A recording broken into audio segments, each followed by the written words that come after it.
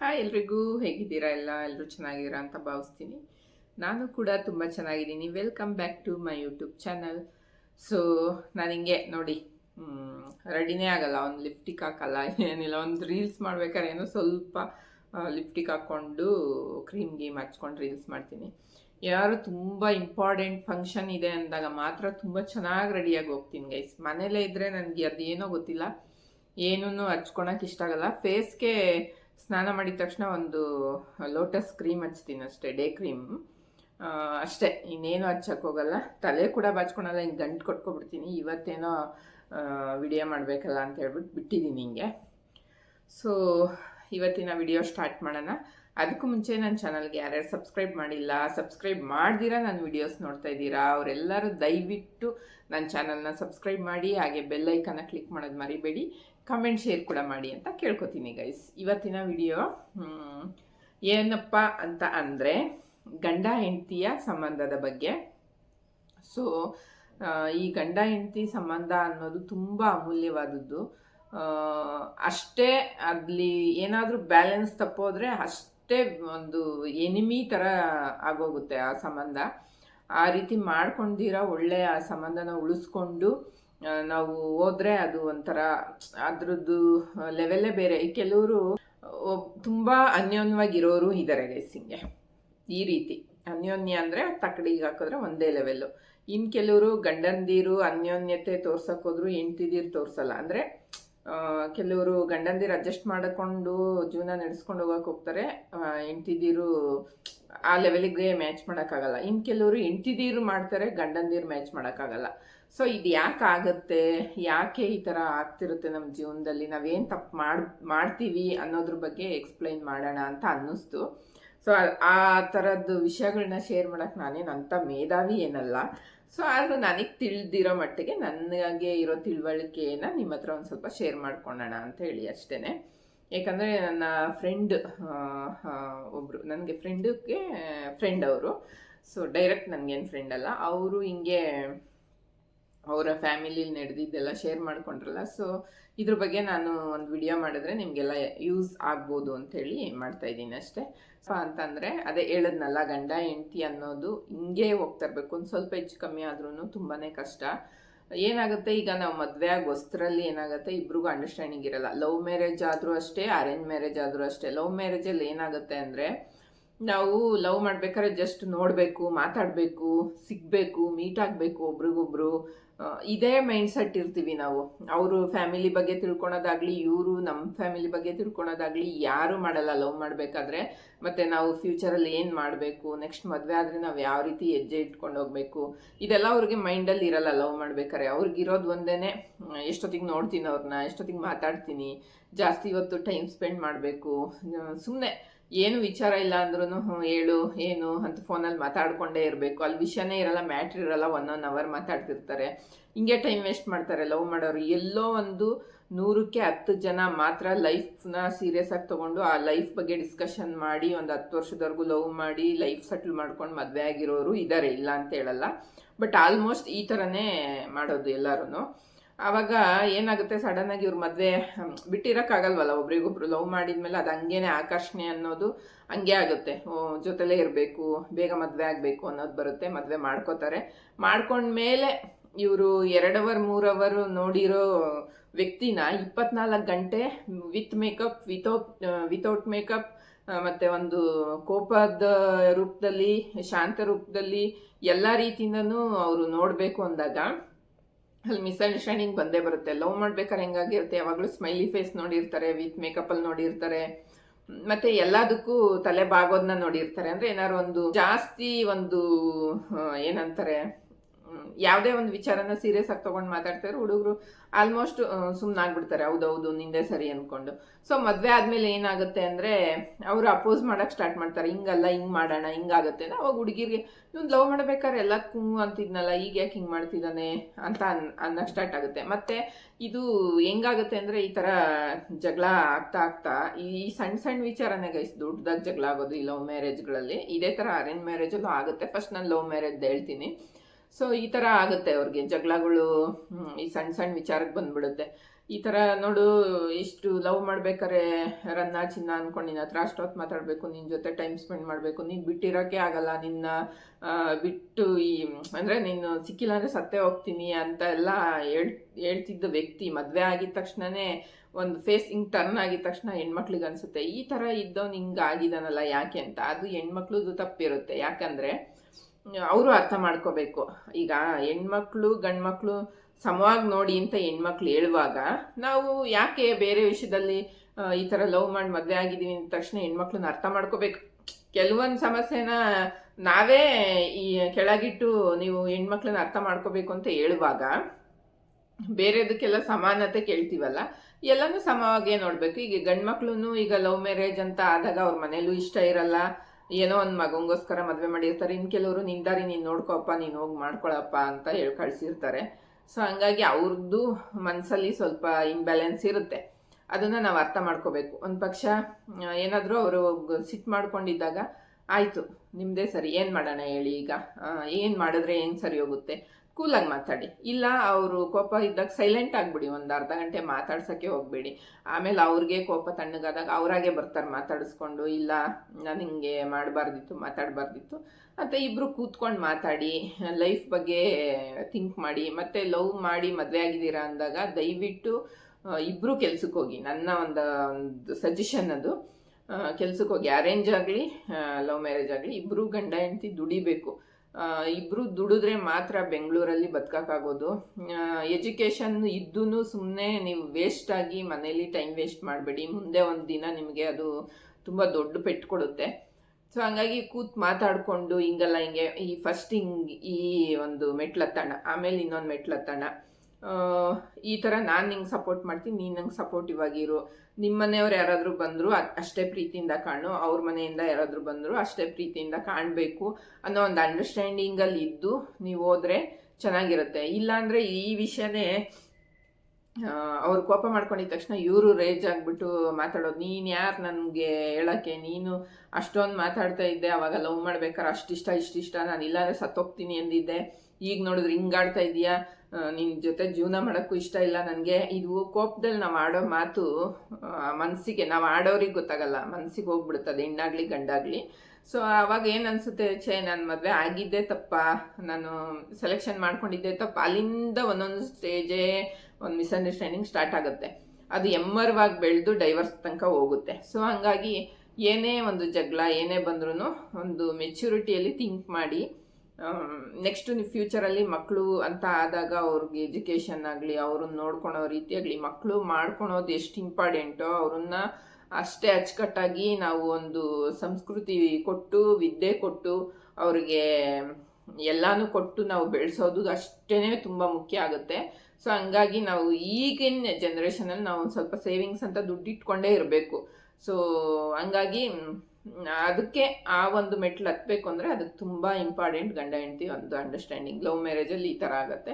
ಇನ್ನು ಅರೇಂಜ್ ಮ್ಯಾರೇಜ್ಗೆ ಅಂತ ಬಂದರೆ ಸ್ವಲ್ಪ ದಿನ ಒಂದು ವರ್ಷದವರೆಗೂ ಒಬ್ರಿಗೊಬ್ರಿಗೆ ಗೊತ್ತಿರಲ್ವಲ್ಲ. ಸೊ ಹಂಗಾಗಿ ಹಂಗೂ ಹಿಂಗೂ ಅಡ್ಜಸ್ಟ್ ಆಗ್ತಾ ಬರುತ್ತೆ. ಕೆಲವ್ರು ಏನು ಮಾಡ್ತಾರೆ, ಅದನ್ನೇ ಒಂದು ವೇಲ್ ತೊಗೊಂಡೋಗಿ ತುಂಬ ಚೆನ್ನಾಗಿ ಆಗ್ತಾರೆ, ಏನು ಮಿಸ್ಅಂಡರ್ಸ್ಟ್ಯಾಂಡಿಂಗ್ ಇರಲ್ಲ ಅವ್ರಿಗೆ. ಇನ್ನು ಕೆಲವ್ರು ಏನು ಮಾಡ್ತಾರೆ ಅಂದರೆ ಸೇಮ್ ಈ ಲವ್ ಮ್ಯಾರೇಜಲ್ಲಿ ಆದಂಗೆ ಆಗ್ಬಿಡುತ್ತೆ. ನಾನು ಹೇಳಿದ್ದೇ ಕೇಳಬೇಕು, ಇಲ್ಲ ನೀನು ಹೇಳಿದ್ದೇ ಕೇಳಬೇಕು ಅನ್ನೋದು, ಇಲ್ಲ ಸುಮ್ಮನೆ ಗಂಡ ದುಡ್ಕೊಂಬರ್ತಿರ್ತಾನೆ, ಹೆಂಡ್ತಿ ಮನೇಲಿ ಕುತ್ಕೊಂಡು ಟೈಮ್ ವೇಸ್ಟ್ ಮಾಡ್ತಿರ್ತಾಳೆ, ಆ ಥರದ್ದು ಸಮಸ್ಯೆಗಳಾಗುತ್ತೆ. ಮನೇಲೇ ಎಂಟಿಯಾಗಿ ಕುತ್ಕೊಂಡಾಗ ಏನಾಗುತ್ತೆ ಅಂದರೆ ತಲೆಯಲ್ಲಿ 108 ಯೋಚನೆ ಓಡುತ್ತೆ. ಆಗ ಏನೇನೋ ಯೋಚನೆ ಬರುತ್ತೆ. ಮನೆಗೆ ಗಂಡ ದುಡ್ಕೊಂಬಂದಿದ ತಕ್ಷಣವೇ ಏನೋ ಒಂದು ಸಣ್ಣದಾಗಿ ಕ್ವಶನ್ ನಾವು ಹಾಕಿದ್ರು ಅಥವಾ ಏನೋ ಒಂದು ವಿಷಯ ಕೇಳಿದ್ರು ಅವರು ಟೆನ್ಷನಲ್ಲಿ ಬಂದಿರ್ತಾರೆ. ಅದು ಎಲ್ಲಿಂದ ಎಲ್ಗೋ ಬೆಳ್ಕೊಂಡೋಗುತ್ತೆ.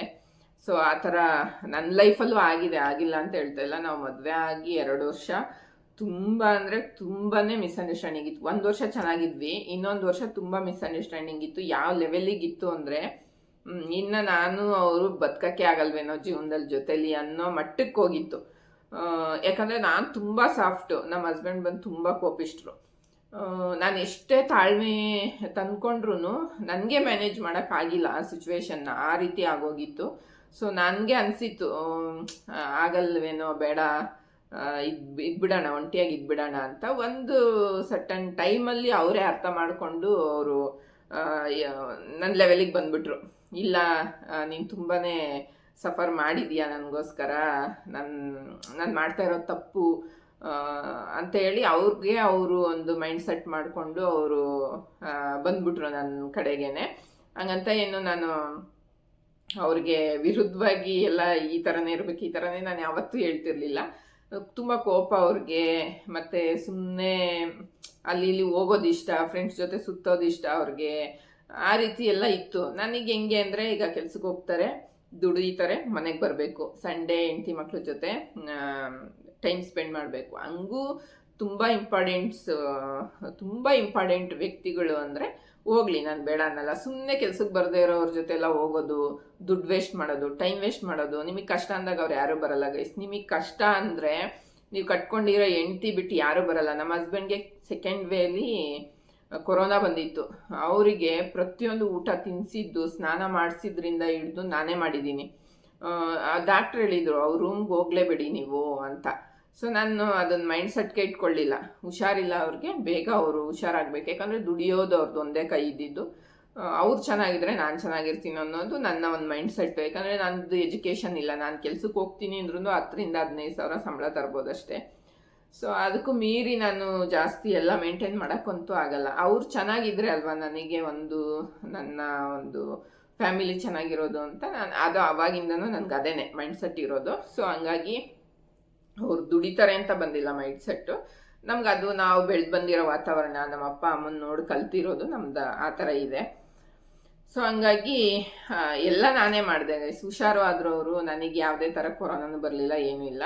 ಸೊ ದೇವ್ರ ದಯದಿಂದ ಎಲ್ಲ ಹುಷಾರಾಗಿ ಎಲ್ಲ ಸರಿ ಹೋಯ್ತು. ಆಮೇಲೆ ಅವರು ಕೆಲ್ಸಕ್ಕೂ ಹೋದರು. ಅದನ್ನ ಈಗಲೂ ನೆನೆಸ್ಕೊತಾ ಇರ್ತಾರೆ. ನೀನು ನನಗೆ ಊಟ ಮಾಡಿಸಿ, ಬೇರೆಯವರಾದರೆ ಎದ್ರುಕೊಂಡು ರೂಮ್ಗೂ ಬರ್ತಿರ್ಲಿಲ್ಲ. ನನಗೆ ಬಿಸಿ 3 ಟೈಮು, ಅವಾಗ ಬಿಸಿ ಊಟನೇ ಕೊಡಬೇಕು ಅಂತ ಹೇಳಿದರು. 3 ಟೈಮು ಬಿಸಿದು ಊಟ ಮಾಡಿಸಿ ನನಗೊಂಚೂರು ಬೇಜಾರಾಗದೆ ಇರಂಗೆ ಧೈರ್ಯ. ಅದಕ್ಕೂ ಮೇಯ್ನಾಗಿ ಏನೂ ಆಗಲ್ಲ ರೀ, ಇದೆಲ್ಲ ಒಂದು ಕಾಯಿಲೆನೇ. ಎಲ್ಲ ಸುಮ್ಮನೆ ಎದುರಿಸ್ತಾರೆ. ನಾನು ಟಿ ವಿ ನ್ಯೂಸ್ ಹಾಕೋದೇ ಬಿಟ್ಬಿಟ್ಟಿದ್ದೆ ಅವಾಗ. ಇದೆಲ್ಲ ಎದುರಿಸ್ತಾರೆ, ಅದೆಲ್ಲ ತಲೆಗೆ ಹಾಕೋಬಿಡಿ ಅಂತೇಳಿ 3 ಟೈಮು ಬಿಸಿ ಊಟ, ಸ್ನಾನ ಮಾಡಿಸ್ತಿದ್ದೆ. ಅದೆಲ್ಲನೂ ನೆನೆಸ್ಕೊಂಡು ಅವರು ಈಗಲೂ ಒಂಥರ ನಂಗೆ ಅದೃಷ್ಟ ನೀನು ಸಿಕ್ಕಿರೋದು ಅಂತ ಅಂತಾರೆ. ಅವಾಗ ನಂಗೆ ತುಂಬ ಖುಷಿ ಆಗುತ್ತೆ. ಅವ್ರು ಖುಷಿ ಪಡಲಿ ಅಂತ ನಂಗೆ ಮಾಡಲಿಲ್ಲ, ನನ್ನ ಕರ್ತವ್ಯ. ಈಗ ಅವ್ರ ಕರ್ತವ್ಯ ಹೆಂಗೆ ಅವ್ರು ನಿಭಾಯಿಸ್ತಾ ಇದ್ದಾರೆ, ಹಂಗೆ ನನ್ನ ಕರ್ತವ್ಯ ನಾನು ನಿಭಾಯಿಸ್ತಾ ಇದ್ದೀನಿ. ಹಂಗೆ ನಮ್ಮ ಮಿಸ್ಅಂಡರ್ಸ್ಟ್ಯಾಂಡಿಂಗ್ ಆ ಲೆವೆಲಿಗೆ ಇದ್ದಿದ್ದು, ಅದು ಏಕ್ದಮ್ ಬರ್ತಾ ಸರಿ ಹೋಯ್ತು. ಹಂಗೆ ಒಬ್ಬರಾದರೂ ಅಡ್ಜಸ್ಟ್ ಮಾಡ್ಕೋಬೇಕು. ಸೊ ನಾನು ತುಂಬ ಅಡ್ಜಸ್ಟ್ ಆಗಿದ್ದೆ, ಅವ್ರು ಆಗಿರಲಿಲ್ಲ. ಅವರು ಗೊತ್ತಾಯ್ತು ಅವ್ರಿಗೆ ನಾನು ಏನು ತಪ್ಪು ಮಾಡಿದ್ರು ಇವ್ರು ಜಗಳ ಮಾಡಲ್ಲ, ನಾನು ಏನು ಹಂಗೇನೆ.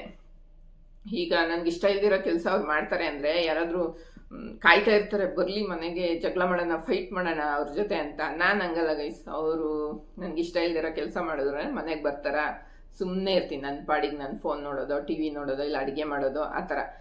ಅಡುಗೆ ಮಾಡಿರ್ತೀನಿ, ಊಟಕ್ಕೆ ಕರಿತೀನಿ, ತಿಂತಾರೆ. ನಾನು ಏನು ಮಾತಾಡಲ್ಲ. ಅವ್ರು ಮಾತಾಡ್ಸಿದ್ರು ಮಾತಾಡೋಕೆ ಹೋಗಲ್ಲ, ಸುಮ್ಮನೆ ಸೈಲೆಂಟ್. 1 ತಿಂಗಳಾದರೂ ಬೇಕಾದ್ರೆ ಇದ್ಬಿಡ್ತೀನಿ ಆ ಥರ ನಾನು. ಅವ್ರಿಗೆ ಗೊತ್ತಾಗ್ಬಿಡುತ್ತೆ, ಇವಳು ನಾನು ಮಾಡ್ತಾ ಇರೋದು ಇವಳಿಗೆ ಇಷ್ಟ ಆಗ್ತಿಲ್ಲ, ಅದಕ್ಕೆ ಹಿಂಗಿದ್ದಾಳೆ ಅಂತ. ಫಸ್ಟ್ ಏನು ಮಾಡೋರು ಅದನ್ನ ದೊಡ್ಡದು ಮಾಡೋರು. ಆಮೇಲೆ ಅವ್ರಿಗೆ ಅರ್ಥ ಆಯಿತು. ಸೊ ಈಗ ಸರಿ ಹೋಗಿದ್ದಾರೆ. ಈಗ ಎಲ್ಲ ಚೆನ್ನಾಗಿದೆ ನಮ್ಮಿಬ್ಬರ ನಡುವೆ, ಅದು ಒಳ್ಳೆ ಅಂಡರ್ಸ್ಟ್ಯಾಂಡಿಂಗ್ ಕೂಡ ಇದೆ.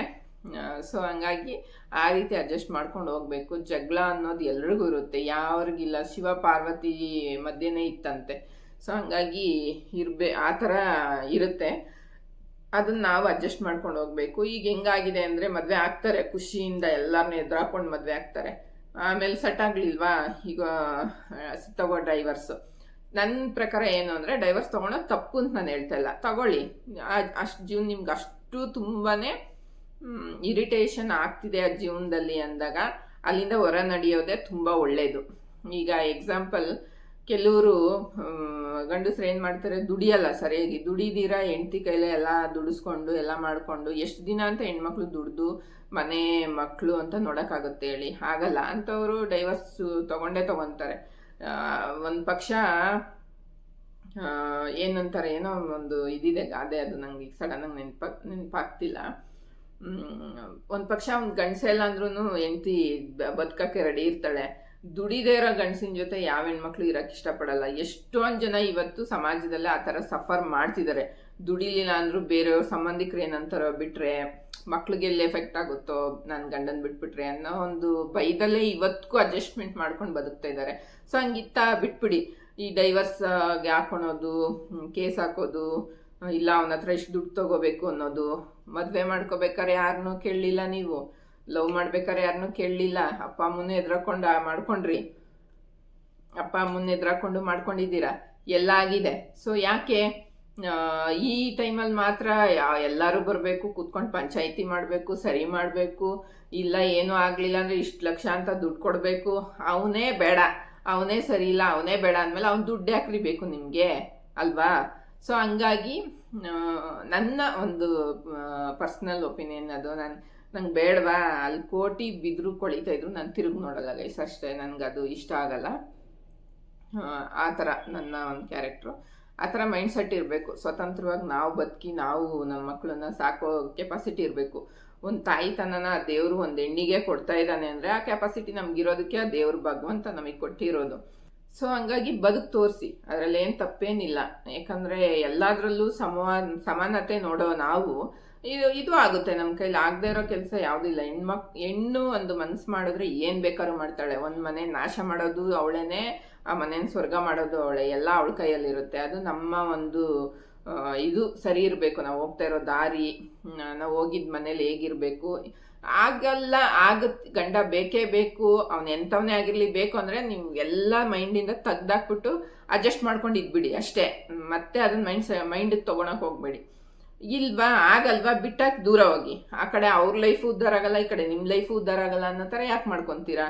ಈಗ ಬೇಡ ಅಂತ ಒಂದು ಮೈಂಡ್ ಸೆಟ್ಟಲ್ಲಿ ಇದ್ದು ಅಲ್ಲೇ ಒದ್ದಾಡ್ಕೊಂಡು ಅವ್ರಿಗೂ ಕಷ್ಟ ಕೊಟ್ಟು, ಅವ್ರಿಗೂ ಟಾರ್ಚರ್ ಕೊಟ್ಕೊಂಡು, ನಮಗೂ ಟಾರ್ಚರ್ ಅನ್ಭವಿಸ್ಕೊಂಡು ಇರೋದಕ್ಕಿಂತ ಅದು ಬೆಟರ್ ನನ್ನ ಒಂದು ಪ್ರಕಾರ. ಅದು ನನ್ನ ಫ್ರೆಂಡ್ ಲೈಫಲ್ಲಿ ನಡೆದಿದೆ. ಮೊನ್ನೆ ಸಿಕ್ಕಿದಾಗ ನಾನು ಡಿಸ್ಕಷನ್ ಮಾಡ್ತಾ ಇದ್ವಿ. ಸೊ ಹಂಗಾಗಿ ಆ ವಿಷಯನ ಶೇರ್ ಮಾಡ್ಕೋಬೇಕು. ಯಾಕೆ ಈ ಥರ ಆಗುತ್ತೆ? ಇಲ್ಲ ಬೇಡ ಅಂದಮೇಲೆ ಬಿಟ್ಬಿಡ್ಬೇಕು. ಇಲ್ವಾ, ಬೇಕಾ, ಇರಿ, ಏನೇ ಕಷ್ಟ ಬರಲಿ, ಎಂಥದ್ದೇ ಬರಲಿ ರೀ, ಈ ಮೂರನೇ ವ್ಯಕ್ತಿನೇ ಬಂದಿರಲಿ ಗಂಡ ಹೆಂಡತಿ ನಡುವೆ, ಬೇಕು ಗಂಡ ಅಂದರೆ ಸರಿ ಮಾಡ್ಕೊಂಡಿರಿ. ನೀವು ನಿಮ್ಮ ಕೆಪಾಸಿಟಿ ಇದ್ರೆ ಸರಿ ಮಾಡ್ಕೊಂಡಿರಿ. ಅದು ಬಿಟ್ಬಿಟ್ಟು ಅವರಪ್ಪ ಅಮ್ಮಂಗೆ ಟಾರ್ಚರ್ ಕೊಡೋದು, ಅದು ಬಿಟ್ಬಿಟ್ಟು ಅವ್ರ ಜೀವನ ಹಾಳಾಗಲಿ.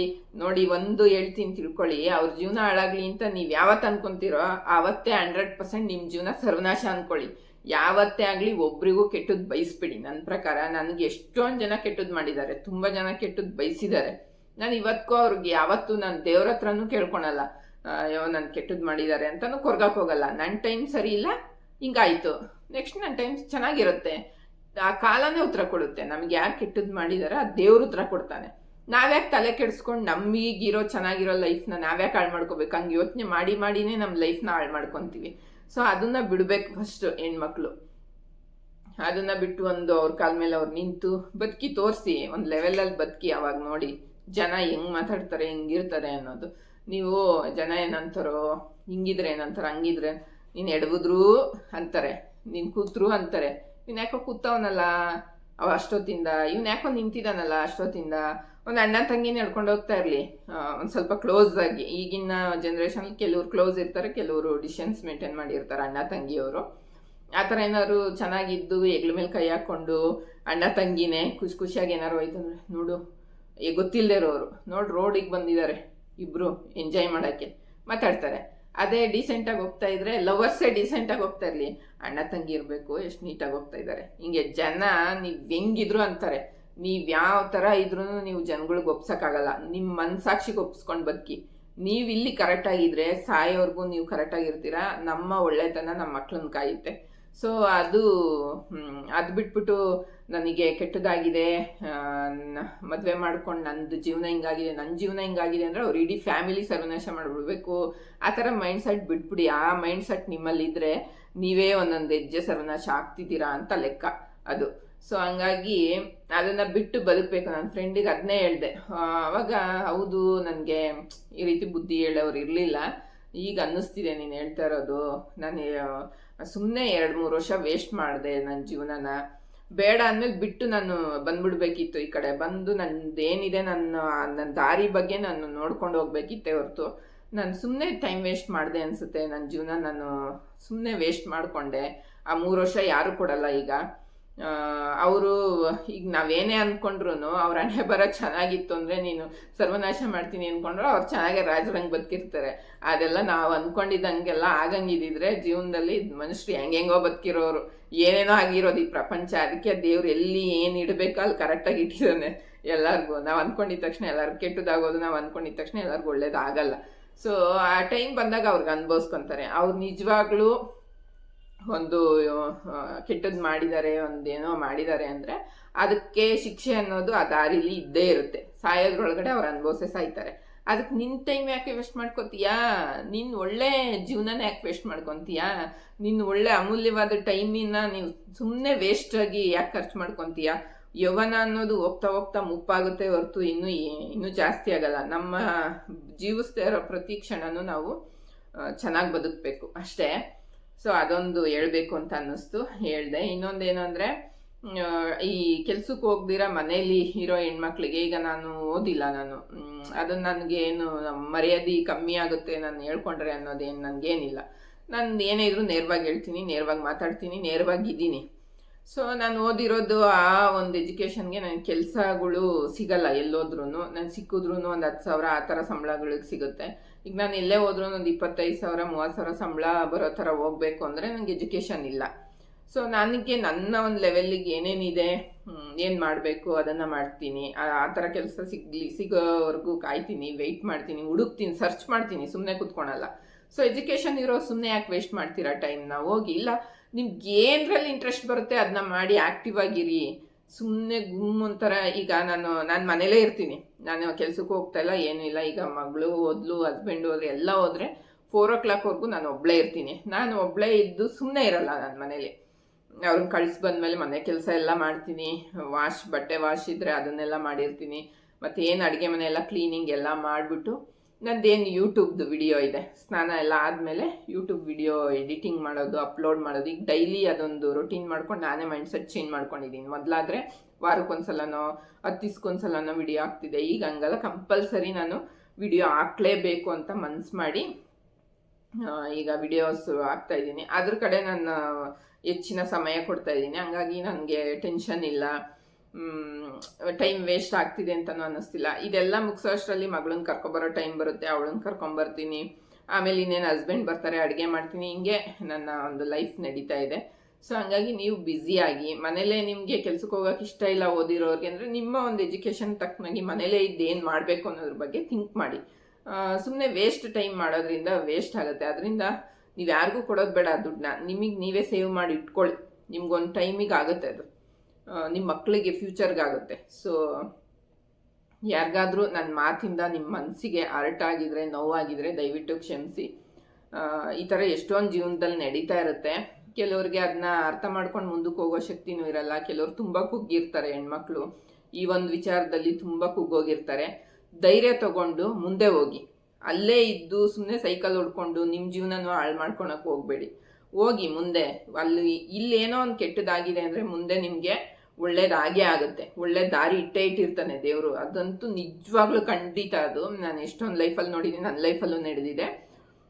ಇಲ್ಲೇನೋ ಕೆಟ್ಟದಾಗ್ತಿದೆ ಅಂದರೆ, ನಾವು ಅಷ್ಟು ಕಣ್ಣೀರಾಗ್ತಿದ್ದೀವಿ, ಅಷ್ಟು ಸಫರ್ ಮಾಡ್ತಿದ್ದೀವಿ ಅಂದರೆ ನಮಗೆ ಮುಂದೆ ಏನೋ ಒಂದು ಒಳ್ಳೇದು, ತುಂಬ ಒಳ್ಳೇದು, ತುಂಬ ತುಂಬ ಒಳ್ಳೇದು ಕಾದಿದೆ ಅಂತ ಅರ್ಥ. ಅದು ಬಿಟ್ಬಿಟ್ಟು ಅಲ್ಲೂ ಹೋಗ್ದಿರಾ ಇಲ್ಲೂ ಬಾಳ್ದಿರಾ ಇದ್ಬಿಟ್ರೆ ಕೊಡೋ ದೇವ್ರೂ ಬೇಜಾರಾಗಿ ಕಿತ್ಕೊಂಡು ಹೋಗಿರ್ತಾನೆ. ಅಲ್ಲೂ ಇಲ್ಲ ಇಲ್ಲೂ ಇಲ್ಲ ಅಂದಂಗೆ ಮಂಗಗಳಾಗ್ತೀವಿ ಅಷ್ಟೇ.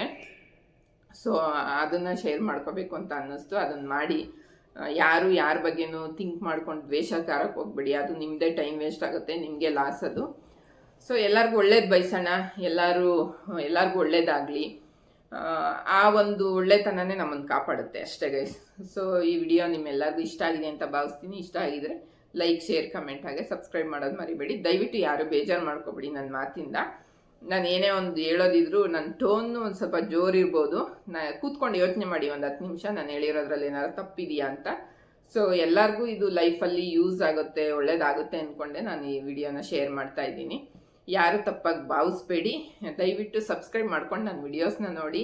ಈ ರೀತಿ ಕಂಟೆಂಟ್ ನಿಮ್ಗೆ ಇಷ್ಟ ಆದರೆ ನಂಗೆ ಕಮೆಂಟ್ ಮಾಡಿ. ಇನ್ನೂ ಒಳ್ಳೊಳ್ಳೆ ವಿಡಿಯೋಸ್ನ ನಾನು ಅಪ್ಲೋಡ್ ಮಾಡ್ತೀನಿ guys. Thank you very much.